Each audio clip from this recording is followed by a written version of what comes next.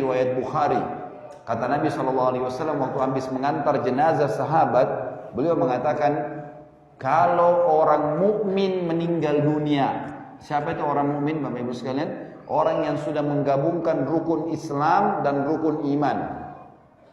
Udah syahadat, udah sholat, udah zakat, udah haji, udah puasa Ramadan, iya. Tapi nggak cukup. Kalau Bapak Ibu sholat, Allahu Akbar, sholat, Allah ada nggak ya? Malaikat catat nggak? Ini ada pahalanya nggak? Itu masih muslim namanya. Masih level terbawah di agama kita. Tapi kalau Bapak Ibu mau lebih tinggi namanya mukmin. Mukmin itu sholat, Allahu Akbar. Oh, Allah melihat saya nih. Bacaan yang saya ucap ini malaikat sedang catat, ini ada pahalanya. Nanti saya masuk surga. Itu mukmin. Jadi dihubungkan antara rukun Islam sama rukun iman. Yakin Allah ada, yakin malaikat catat, yakin ini betul dibawa oleh Rasul, yakin disebutkan dalam kitab Al-Quran, yakin hari kiamat kita akan terima pahalanya, yakin tentang takdir Allah. Itu rukun iman, namanya orang mukmin.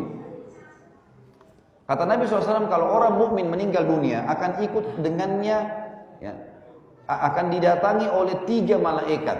Kalau dia meninggal dunia akan datang kepadanya 3 malaikat. 2 malaikat rahmah, kasih sayang di kiri kanannya. 1 malaikat maut di ubun-ubun kepalanya. Lalu malaikat maut itu berkata, Ya ayyatuhan nafsul mutmainnah, irji ila rabbiki radiyatan mardiyah. Wahai jiwa yang baik, wahai jiwa yang mulia, kembalilah kepada kasih sayang dan rahmat Tuhanmu. Kata Nabi SAW, ruhnya keluar lebih mudah dari air dari mulut kendi. Cepat sekali.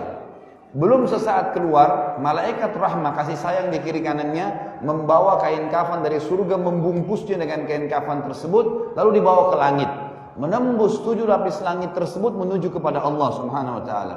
Lalu setiap menembus 7 lapis langit itu, malaikat-malaikat di langit sana berkata kepada malaikat rahmah yang membawanya, ruhnya siapa ini? Sungguh mulia ruh ini. Semoga Allah membuat ruh ini lewat di sisi kami. Kenapa? Kata Nabi SAW, karena ruh itu mengeluarkan bau yang lebih wangi dari bau kasturi. Semoga kita ini insya Allah termasuk.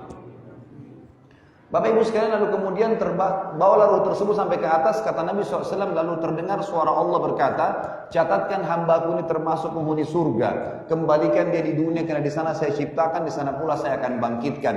Diantar ruhnya kembali ke kuburan bersamaan dengan jasadnya diantar oleh kerabatnya. Begitu dimasukkan oleh kerabatnya, ditutup. 3 langkah mereka pulang, kata Nabi SAW, si mayit ruh ini masih dengar suara kaki sendal mereka. 3 langkah, selebihnya sudah nggak dengar lagi.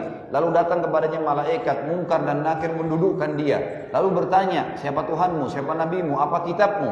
Karena dia orang beriman, kata Nabi SAW, Nabi membaca ayat, Yuthabbitullahu alladhina amanu bil qawli tsabiti fil hayati dunya wa fil akhirah.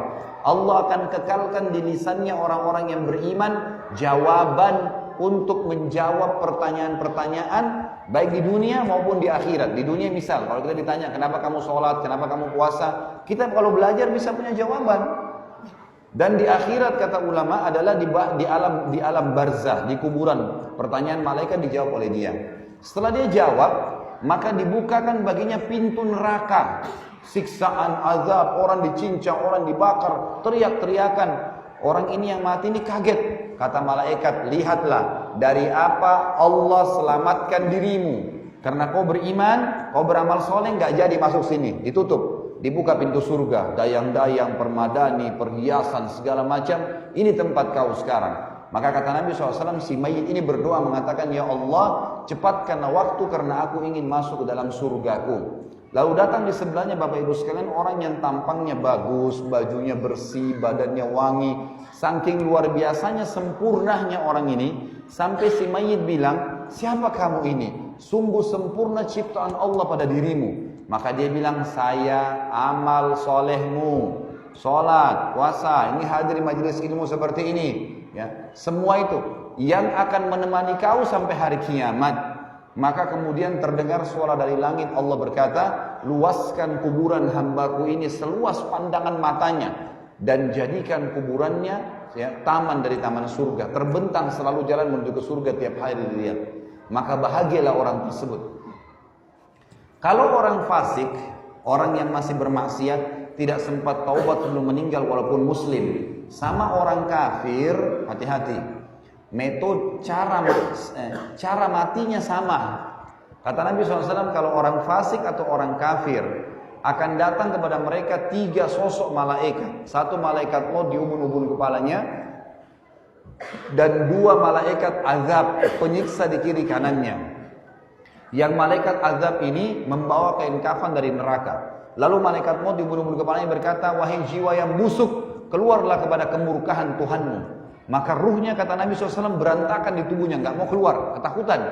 Lalu Allah berfirman dalam surah Al-Anfal, walau tara idh yatawaffa alladhina kafarul malaikatu yadribuna wujuhahum wa adbarahum wa dhuqu adzabal hariq.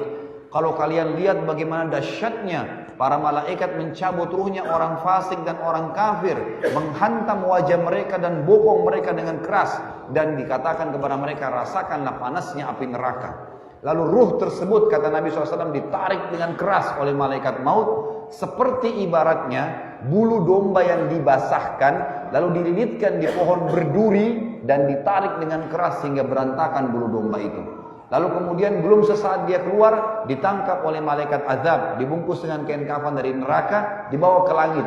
Baru tiba di langit pertama, ditutupkan pintu, gak dibukain. Lalu para malaikat di langit berkata kepada malaikat yang membawanya, siapa ruh ini? Sungguh buruk ruh ini. Semoga Allah tidak buat dia lewat di sisi kami. Kata Nabi SAW, malaikat azab menyebutkan namanya yang paling buruk di dunia. Fulan bin Fulan, gitu kan. Lalu kata Nabi SAW, malaikat-malaikat langit tidak berharap dia lewat karena badan ruhnya ruhnya bukan badannya, ruhnya mengeluarkan bau lebih busuk daripada bau bangkai. Wa na'udzubillah. Lalu terdengar suara dari langit, Allah berkata, catatkan hambaku ini termasuk penghuni neraka. Kembalikan dia di dunia, di sana saya ciptakan, di sana pula saya akan bangkitkan. Diantar ruhnya bersama jenazahnya, diantar oleh kerabatnya. 3 langkah dia masih mendengar, setelah itu datang malaikat lalu dudukkan dia bertanya, siapa Tuhanmu, siapa nabimu, apa kitabmu? Walaupun muslim, Bapak Ibu sekalian, hafal mati ini tidak bisa dijawab. Kata Nabi SAW, walaupun dia muslim ini fasik, siapa Tuhanmu, siapa nabimu, apa kitabmu, dia mengatakan, innama aqulu kama kana yaqulun nas. Saya nggak tahu, saya cuma ikut-ikut dulu orang bilang apa. Lalu dibukakan baginya pintu surga, dayang-dayang, permadani, istana, makanan, pakaian yang mewah. Kagum dia, kata malaikat, lihat, kamu haramkan dirimu dari apa? Kamu bisa masuk sini dulu, tapi kamu sendiri yang tidak buat. Kamu tidak mau sholat, kamu nggak mau puasa, nggak mau ibadah, buat maksiat nih. Tutup sekarang. Dibuka pintu neraka, azab, orang teriak-teriak, siksaan, orang dicincang, dipukul, macam-macam. Kan gitu. Jadi dia ketakutan, kata malaikat, ini tempat kau sekarang dan tidak bisa kamu lari dari di situ. Maka dia berdoa berkata, ya Allah, jangan cepatkan waktu karena aku tidak ingin masuk ke nerakaku. Lalu datang di sebelahnya orang yang tampangnya buruk, bau badannya tidak baik, bajunya kotor, menakutkan. Sampai ruh ini berkata, siapa kamu ini? Pergi dari saya. Sungguh buruk ciptaan Allah pada dirimu. Maka dia berkata, saya amal burukmu, zinahmu, ribamu, judimu, segala durhaka dengan orang tua yang akan menemani kau sampai hari kiamat. Maka pada saat itu kata Nabi SAW, Allah pun mengutus kepadanya malaikat, yang malaikat ini tidak punya pendengaran dan penglihatan. Allahu alam bagaimana, tapi begitu hadisnya dalam riwayat Bukhari. Lalu kemudian malaikat tersebut membawa sebuah besi, yang besi itu kalau seluruh jin dan seluruh manusia dua-duanya bersatu untuk membalik saja besi itu, mereka tidak akan mampu. Dihantamkan kepada orang ini, kemudian hancur badannya, diutuhkan kembali, begitu terus sampai hari kiamat. Riwayat yang lain menjelaskan, dinding kuburannya akan menjepit tulang rusuknya sampai seperti ini. Dikembalikan, begitu terus sampai hari kiamat. Kata para ulama hadis, digabungkan kedua azab, dipukul, dijepit, dikembalikan, dipukul, dijepit, dikembalikan, sampai begitu.